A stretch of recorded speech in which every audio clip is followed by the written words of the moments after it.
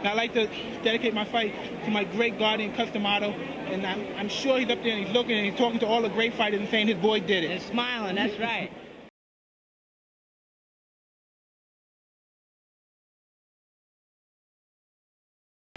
It is the mark of a great fighter when he has character plus skill. Because a fighter with character and skill will often rise and beat a better fighter because of this. Character is that quality upon which you can depend under pressure and other conditions. Character makes the fighter predictable. Character helps him win.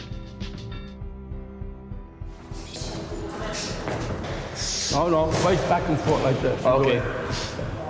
I'm not a creator. What I do is discover and uncover. See, my job is to take the spark and fan it. When it starts to become a little flame, I feed it. And I feed the fire until it becomes a roaring blaze. And then when it becomes a roaring blaze, I pour huge logs on. And then you really got a fire going. That's what I do with these boys. See, that's what I try to do. Outside of my right hand. You know, I have a different method than most people. See, I don't try to teach immediately. I try to talk to them, make them receptive to what I'm going to say, because unless I have their attention, my words will bounce off them like water off a window pane. So I had to first talk and talk and talk and get friendly and try to get his confidence. And in time, I felt that whatever I would say would have more effect. And of course, always aided by his great interest in boxing, because when a person is interested in something, they're willing to tolerate, you know, any kind of problems that may come up, or obstacles. Trying to find out what kind of a person he is. And I know that a person, for example, we are today a sum total of what we've been. Every act and every deed we've had makes us what we are today, good or bad, you know.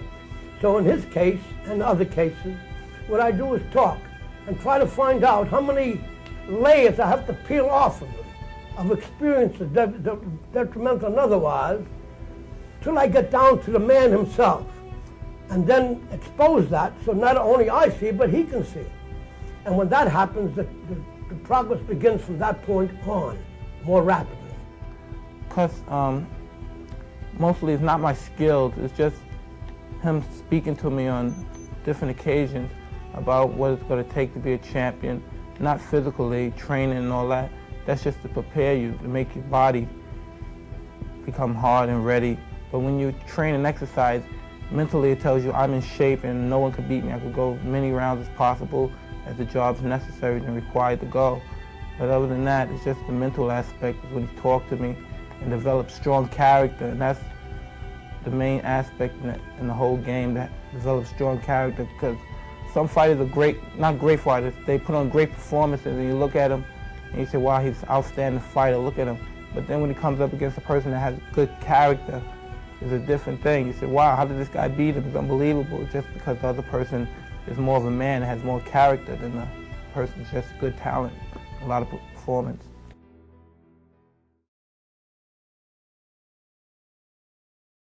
Well, Cuss has helped me in aspects and believing in myself. There's no way you're going to make it in life, anything. Being a carpenter, being a marble collector, you have to believe in yourself. And most likely, a lot of people became famous and believed in themselves, and then mostly it was forced belief. It wasn't really true. It was just the idea that they believed in themselves. And now I believe in myself, and everything I believe in myself is true because I know I'm the best, and everybody else knows too.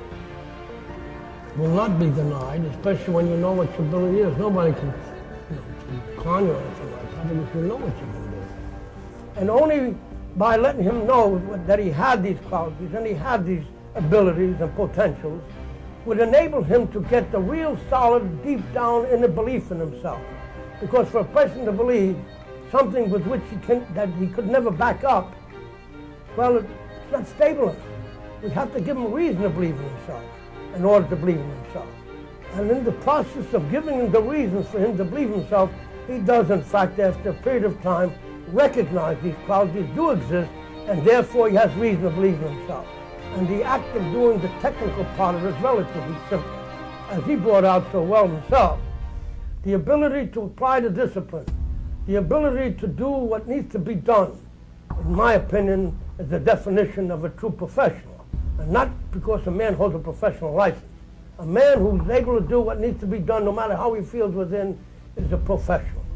He does what needs to be done. And I think that Mike is rapidly approaching that status, that important point, which I consider he must do in order to be the greatest fighter in the world. I like proving it. I like going in there, proving it now that I know it. Before I used to just say it, but I didn't believe it.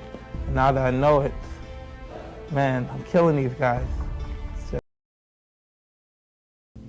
when I grew up, I wasn't a bad kid, but I was mixed up. I was just troublesome. You used to do bad things, True. but you weren't a bad kid. That's true. Like I said, when I was growing up, I wasn't a bad kid. Like I did things by myself, but I did it because I thought that was all right. Where I come from, nobody tells you that's not a good thing to do. Don't do that. No one never told me that was a bad thing to do. They just say, well, you're going to go to jail for the rest of your life or somebody's going to kill you, but they never said that was a bad thing to do. The people that say that I'm a bad kid, they never experienced things that I experienced. They lived in two different worlds. They couldn't understand. They're yet to steal a loaf of bread. And they say, why is this kid doing it? They just can't understand. And where I come from, we were never well off financially. Well, I felt he had these qualities, but more importantly, I feel that all boys growing up in the environment that he did would require help, patience, and perhaps understanding. Because I tried to make him feel, and I hope I did, that I understand this kind of life. I grew up in a tough neighborhood myself. And that all of this could be left behind him if he chose, to become more interested in boxing and help him meet the problems that we'd have to meet and develop the discipline necessary to do. It's what you make it. You can get distracted. There's a lot of things out there that can distract you, but it's up to yourself. Say, well, I'm not going to do that. I'm going to just leave myself in this isolation situation for a long period of time until it's necessary. Really, I don't call it dreams. That's when you're first starting off. That's just the image. You have the dream to push the motivation. At this particular moment, I just set my mind on just the fighting. I never think of where I'm going now. 10 years from now, people say, well, I just want to be alive 10 years from now. But other than that, I want to just keep fighting because my future is very well. I see a very bright future. And besides everybody else saying, wow, you're $1 million fighter and all this, I know what I am, and that's what counts more than everything, because the people don't really know what I go through. I listen to it, but they really don't know what I go through, because I just want to be polite. And it's like before, like I said, I would just get very rude with somebody if they said something I didn't agree with. But they don't understand what I go with. They think I'm born this way. They don't know what it took to get this way. Like the training, not the hard training. The boxing's the easy part. When you get in there and fight in the ring, it's easy. That's the vacation. But when you're here and you have to train, you have to do things over and over till you're sore. Until sometimes, deep in your mind, you say, God, I don't want to do this no more. Then you have to push and say, what are you doing this for? You're not doing this because it's something you have to do. You're doing it because it should be fun to you. Not push it out. I just wanted to kill it. When he tried to intimidate me, I don't allow people to intimidate me. There's no other reason than to set an example for my boxing. If they're there, I let nobody intimidate me. I'm willing to take the consequence. Because you can teach better by setting examples than we do by explaining and talking about it. What I do, first I talk about fear. To me, fear is the greatest obstacle to learning. And unless one understands fear, he can never learn as quickly as he should. And what I have done by having an understanding of fear and talking to the fighters about it, what I have done is cut the learning time. Maybe as much as a half, sometimes more, depending on the individual. Now fear, may I mention that? Fear is like fire. If you learn to control it, you can make it work for you. If you let it get out of control, it can destroy you and everything around you. Or like a snowball on a hill. A snowball on a hill, you can pick it up and do whatever you want with it. But let that snowball roll down the hill, it gets so large if you try to stop it at that point, it'll crush you. So fear is like that. We learn to understand fear. Most people think of fear as something to be ashamed of, something to be really embarrassed about. But I teach these boys that fear is a normal, healthy thing. I often ask them, who is your best friend? Well, they try to name individuals. I tell them, no, your best friend is fear. Nature gave us fear in order to survive. Without fear, we would all die. Just think of how long you would live if you weren't afraid. You'd go out in the street and do something very dangerous and die as a result. Maybe you're in a hurry, you can jump out of the window to get down there quicker, all because you wouldn't be afraid. So nature gave us this fear, and I often give the same example of a deer crossing an open field, and upon approaching the forest, instinct tells him danger is there.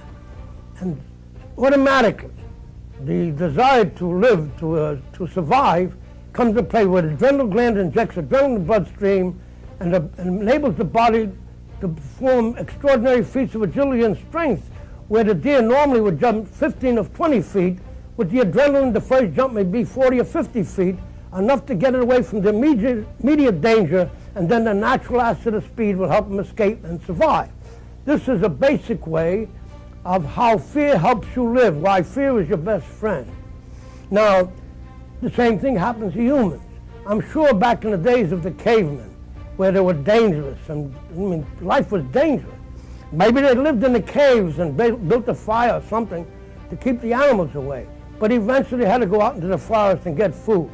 And that person who was able to go out with the club or whatever else he had, carefully, do you know the difference between being afraid and being yellow, or the difference between a hero and a coward? Well, they give me answers, but they weren't accurate. And I tell them there's no difference between a hero and a coward at all, and how they feel, but it's what they do that makes a difference. That's what makes the difference between a hero and a coward. Now, the people who watch you do what you do, judge you on what you do, not how you feel. If you go out there and you do what you do, and you do it in what people call an heroic manner, they think of you as a hero. And if you do things as a person does that's often referred to as cowardly or whatever, they think of you in that way. But the hero and the coward feels exactly the same. You have to have the discipline to do what a hero does and to keep yourself from doing what the coward does, or the so-called coward. Everybody's a coward, more or less.